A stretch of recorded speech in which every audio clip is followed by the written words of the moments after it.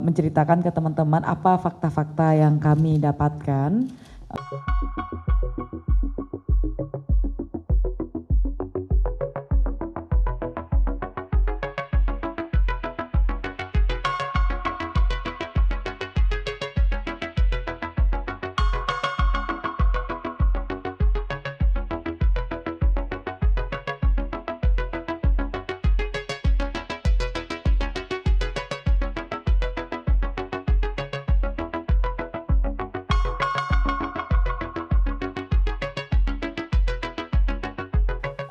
Saya akan menceritakan ke teman-teman apa fakta-fakta yang kami dapatkan ketika kami menangani kasus Afif Maulana dan kawan-kawannya.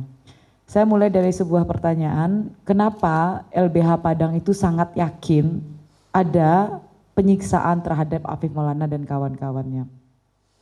Pertama, kami melihat bahwa yang meyakinkan salah satunya terjadi penyiksaan itu memang dari foto dari keluarga tentang kondisi jasad korban. Jadi mungkin di teman-teman juga sudah beredar foto rata-rata traumanya itu ada di sebelah kiri ya. Jadi mulai dari pinggangnya, belakangnya dan juga kemudian bagian depannya gitu. Dan ini kemudian teridentifikasi dari foto yang kami temukan dan itu juga ditemukan oleh keluarga. Setelah kami temukan trauma-trauma kekerasan itu, apalagi yang membuat kami yakin bahwa Afif Maulana dan kawan-kawan disiksa? Yang kedua adalah posisi mayat ya. Jadi kalau teman-teman tahu mayat Afif Maulana itu ditemukan di bawah jembatan Kuranji. Di bawah jembatan Kuranji ada 2 jembatan di situ. Kalau kita dari Polsek Kuranji maka di bawah jembatan sisi kiri. Nah, di bawah jembatan Kuranji itu mayat Afif itu telentang teman-teman dengan posisi seperti ini. Dan saat itu air hanya sekitar 50 cm di bawah betis orang dewasa. Itu fakta-fakta yang kami temukan dan ketika kami melihat ketinggian jembatan ke bawah, kami memperkirakan bahwa kalau dia lompat atau dia jatuh dari atas jembatan maka kondisinya akan lebih remuk.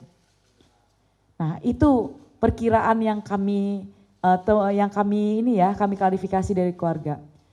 Yang ketiga, kenapa kami sangat yakin? Kami juga bertemu dengan anak-anak lainnya yang juga terlibat dalam peristiwa tragedi Batang Kuranji itu, jembatan Kuranji. Pada sekitar pukul 4 dini hari tanggal 9 Juni, waktu itu malam minggu teman-teman. Jadi teman-teman yang lain saja kami menemukan 7 orang, 5 orang diantaranya anak, 2 orang dewasa. Kami berjumpa dengan mereka, kami menemukan tanda-tanda kekerasan di tubuh mereka. Ada yang bekas kemudian sulut rokok, ada yang kemudian bekas dilecut dengan rotan begitu, dan ada bekas tendangan begitu. Dan kami mengidentifikasi semua cerita mereka tentang apa yang mereka alami dalam tragedi jembatan Kuranji. Sudah 3 alasan yang saya kemukakan, saya lahir ke alasan keempat, kenapa LBH Padang sangat yakin ada dugaan penyiksaan itu.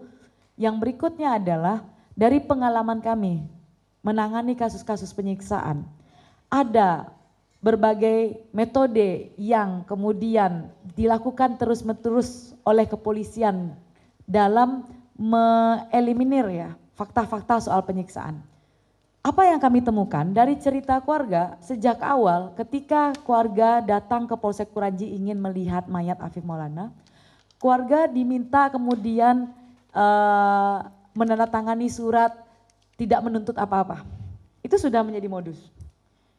Lalu kemudian keluarga diminta mengatakan bahwa anaknya ini adalah pelaku tawuran. Ini meninggal karena tawuran begitu. Langsung di framing.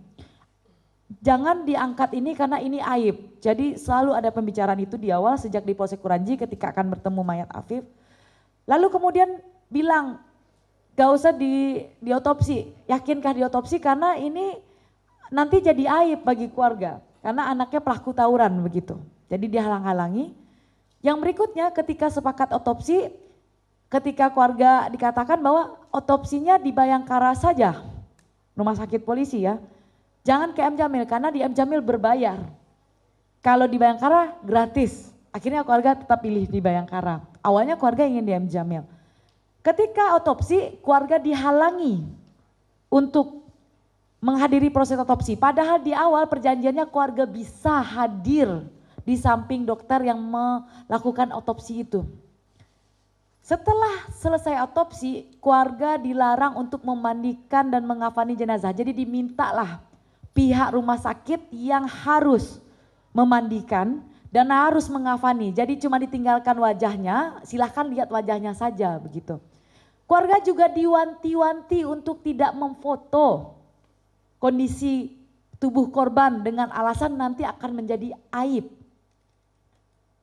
Serangkaian kejanggalan inilah dari 4 tadi tahapan yang saya katakan itu yang membuat kami sangat yakin dan percaya bahwa Afif Maulana itu tidak melompat, tidak terpeleset dari jembatan, dia disiksa dan mayatnya diturunkan di bawah jembatan. Kami memperkirakan bukan hanya 1 orang ya, tetapi setidaknya ada 2 atau lebih dari 1 orang yang melakukan itu terhadap jasad Afif Maulana.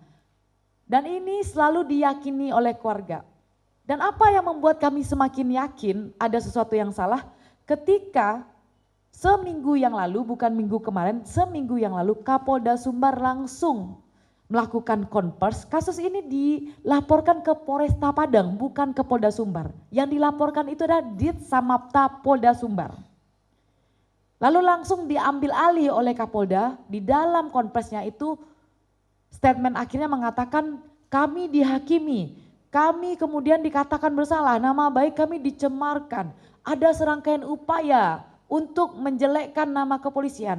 Dan ini sudah terjadi trial by the press.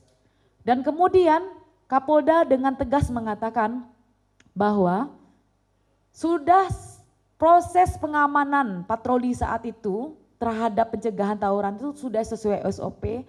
Dan dia dan polisi akan memburu pelaku yang memviralkan kasus ini. Disitulah kami semakin tersentak sebagai penasihat hukum, pasti ada kesalahan besar yang ditutupi dari kasus ini. Dan kemudian memang kami melakukan serangkaian upaya dan saat ini kemudian juga keluarga dan kami sangat yakin Afif Maulana disiksa dan perlahan-lahan kami akan bersama teman-teman akan membongkar apa yang terjadi dan memberikan keadilan yang sesungguhnya untuk Afif dan kawan-kawannya. Saat ini juga LBH Padang sudah melaporkan dugaan penyiksaan anak lainnya ke Propam Polda Sumbar. Hari Rabu kemarin kami melakukan pelaporan, lalu Sabtu sebelum saya ke Jakarta saya dimintai keterangan dan kami sudah memberikan keterangan dan segera mungkin kami juga akan melaporkan dugaan tindak pidana kekerasan terhadap anaknya di reskrim, bukan hanya di etik begitu. Saya pikir begitu saja dari saya kembalikan ke Fadil.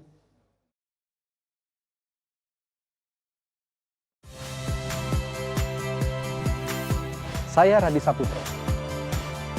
Saksikan program-program Kompas TV melalui siaran digital, pay TV dan media streaming lainnya. Kompas TV, independen, terpercaya.